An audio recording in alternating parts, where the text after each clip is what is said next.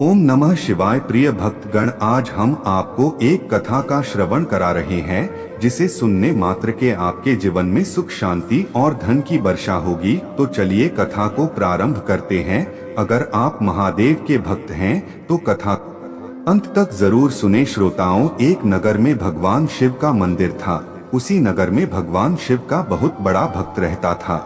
दिन रात भगवान की पूजा अर्चना करता था। दिन भर उसके मुंह पर एक ही नाम रहता था, वो भी भगवान शिव जी का। सुबह उठने से लेकर रात को सोने तक केवल नमः शिवाय का ही जप करता था। सुबह उठकर सबसे पहले शुद्ध जल लेकर भगवान शिव को स्नान कराता, उनकी पूजा पाठ करता, फिर अपना काम शुरू करता था।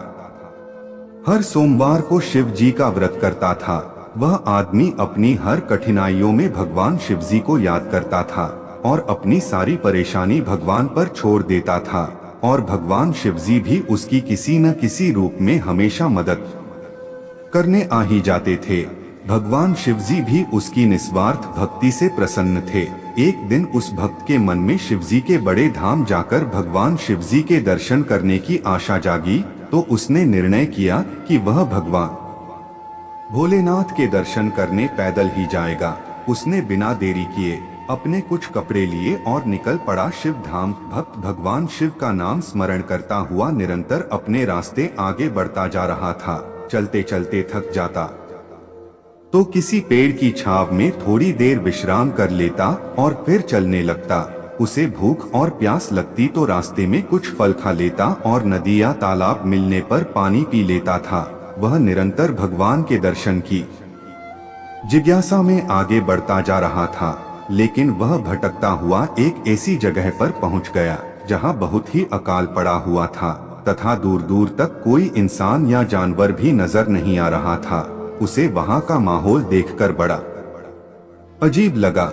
उसे उस जगह पर बहुत कठिनाइयां मिली, लेकिन उसका मन विचलित नहीं हुआ, क्योंकि उसके मन में भगवान के दर्शन की लालसा थी।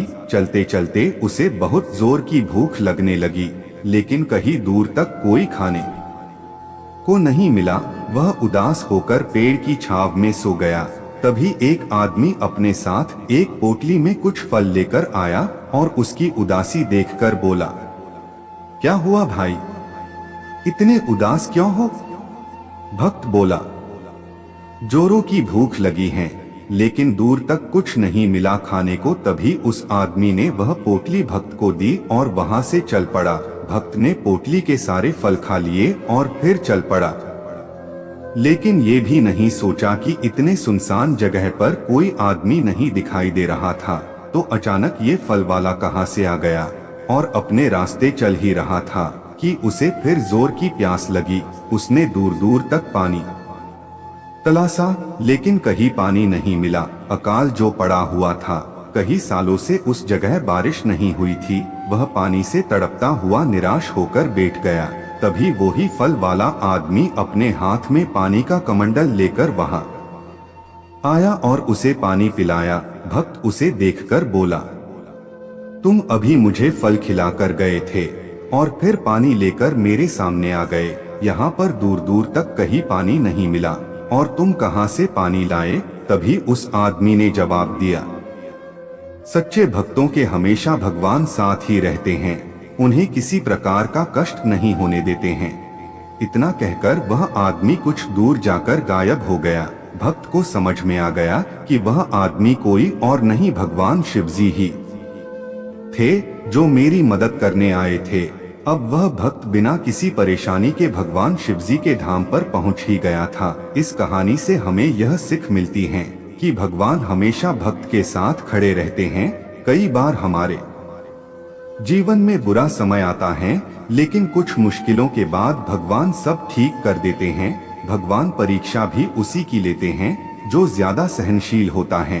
तभी तो कहते हैं कि भगवान जिसे प्यार करते हैं उसे मुश्किलों से रगड़कर साफ करते हैं।